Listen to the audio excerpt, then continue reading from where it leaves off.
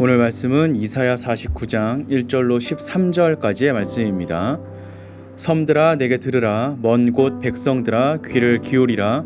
여호와께서 태에서부터 나를 부르셨고 내 어머니의 복중에서부터 내 이름을 기억하셨으며 내 입을 날카로운 칼같이 만드시고 나를 그의 손 그늘에 숨기시며 나를 갈고 닦은 화살로 만드사 그의 화살통에 감추시고 내게 이르시되 너는 나의 종이요 내 영광을 내 속에 나타낼 이스라엘이라 하셨느니라. 그러나 나를 말하기를 내가 헛되이 수고하였으며 무익하게 공연히 내 힘을 다하였다 하였도다. 참으로 나에 대한 판단이 여호와께 있고 나의 보응이 나의 하나님께 있느니라.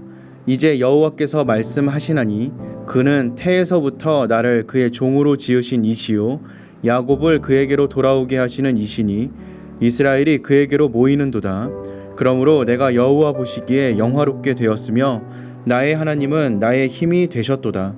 그가 이르시되 내가 나의 종이 되어 야곱의 지파들을 일으키며 이스라엘 중에 보전된 자를 돌아오게 할 것은 매우 쉬운 일이라. 내가 또 너를 이방의 빛으로 삼아 나의 구원을 베풀어서 땅 끝까지 이르게 하리라. 이스라엘의 구속자 이스라엘의 거룩한 이이신 여호와께서 사람에게 멸시를 당하는 자 백성에게 미움을 받는 자 관원들에게 종이 된 자에게 이같이 이르시되 왕들이 보고 일어서며 고관들이 경배하리니 이는 이스라엘의 거룩하시니 신실하신 여호와 그가 너를 택하였음이니라.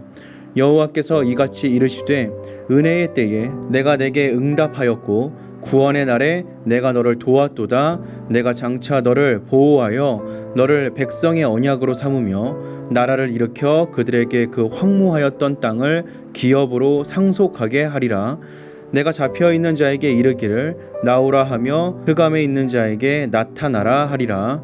그들이 길에서 먹겠고 모든 헐벗은 산에도 그들의 풀밭이 있을 것인즉 그들이 줄이거나 목마르지 아니할 것이며 더위와 볕이 그들을 상하지 아니하리니 이는 그들을 긍휼히 여기는 이가 그들을 이끌되 샘물 근원으로 인도할 것임이라. 내가 나의 모든 산을 길로 삼고 나의 대로를 도두리니 어떤 사람은 먼 곳에서 어떤 사람은 북쪽과 서쪽에서 어떤 사람은 시님 땅에서 오리라. 하늘이여 노래하라. 땅이여 기뻐하라. 산들이여 즐거이 노래하라. 여호와께서 그의 백성을 위로하셨은즉 그의 고난당한 자를 긍휼히 여기실 것임이라. 아멘. 성도들은 하나님의 은혜가 특별한 때에 임하고 구원의 날이 어떤 특정한 날을 가리킨다고 생각하는 경향이 있습니다.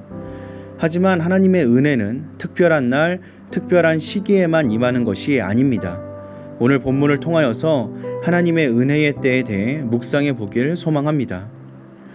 이스라엘 백성에게는 없어지지 않는 사명이 있습니다. 그 사명은 하나님의 구원을 온 세상에 널리 알리는 것입니다. 하나님은 이스라엘을 제사장 나라로 부르셨기 때문에 이스라엘 백성은 항상 분명한 방향성을 가지고 세상을 구원하는 일에 힘써야 했습니다. 그러나 어느 순간 이스라엘 백성은 자신의 사명을 잊어버리고 하나님을 떠나 우상들을 섬기고 말았습니다. 그 결과 하나님의 진노가 임했고 졸지에 이스라엘은 바벨론에서 포로로 살아가게 되었습니다. 그럼에도 이 사명은 없어지지 않았습니다. 이스라엘 백성이 포로로 잡혀간 상황 속에서도 남은 자들을 통해 이 사명은 이어져 갔습니다. 그러나 하나님은 소수의 몇몇 사람들을 통해서만 일하기를 원하지 않으셨습니다. 하나님이 말씀하시듯이 하나님의 종들을 다시 고국으로 돌아오게 하는 일은 하나님께 너무도 쉬운 일입니다. 그 대신에 하나님은 이스라엘 백성이 있는 곳에서 빛을 발하도록 하십니다. 이스라엘 백성이 모두 이방의 빛이 되어 이방 민족들을 구원하고 하나님께로 인도하기를 원하시는 것입니다. 이제 이방의 빛의 사명은 우리에게로 고스란히 이어졌습니다. 땅 끝까지 복음을 전하는 사명은 바로 우리의 사명이 되었고 우리가 바로 이방의 빛이 되어야 하는 사람들입니다. 몇몇의 선교사만이 아니라 예수 그리스도를 믿는 모든 사람이 이방의 빛입니다. 우리가 이방의 빛으로 헌신할 때 그 빛을 보고 사람들은 하나님께로 나아오게 될 것입니다.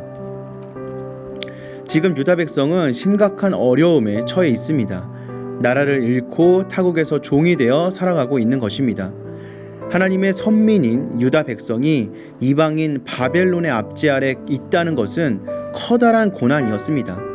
그런데 유다 백성이 겪는 어려움의 원인은 외부에 있는 것이 아니라 백성들의 마음 속에 있었습니다. 그들이 하나님의 통치를 거부하고 다른 신을 따른 것이 근본적인 원인이었습니다. 유다 나라가 다시 회복되는 때는 바벨론의 세력이 약해지는 때가 아닙니다. 유다 백성의 마음이 하나님께로 돌아오는 때입니다. 그리하여 하나님의 은혜의 때와 구원의 날이 백성에게 임하는 것이 진정한 회복입니다. 백성이 마음을 모아 하나님을 찾으면 하나님은 응답하실 것이고 도우실 것입니다. 그러면 외적인 상황과는 관계없이 하나님은 그의 백성을 구원하시고 그들의 나라를 일으키시고 황무한 땅을 옥토로 바꾸어 주실 것입니다. 결국 은혜의 때와 구원의 날은 하나님과 유다 백성의 관계가 회복되는 날인 것입니다. 유다 백성이 하나님을 찾고 겸손하여져서 하나님을 바라는 날이 은혜의 때요 구원의 날인 것입니다. 이러한 은혜의 때와 구원의 날은 멀리 있지 않습니다. 바울은 바로 그 날이 오늘이고 지금이라고 말했습니다. 하나님의 은혜를 바라는 사람은 지금 당장 하나님께 나아가기만 하면 됩니다. 두려워 말고 하나님께 나아가시기 바랍니다. 은혜의 문, 구원의 문은 우리를 향해 활짝 열려 있습니다.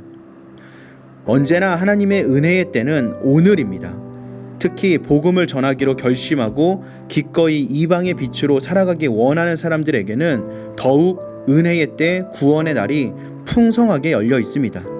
복음을 전하는 사명을 감당하는 사람들에게 하나님은 은혜를 채워주십니다.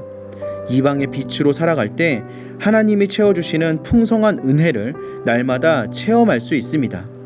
이러한 하나님의 복을 모두 받아 누리며 살아가는 저와 여러분들 되시기를 주님의 이름으로 기도하겠습니다.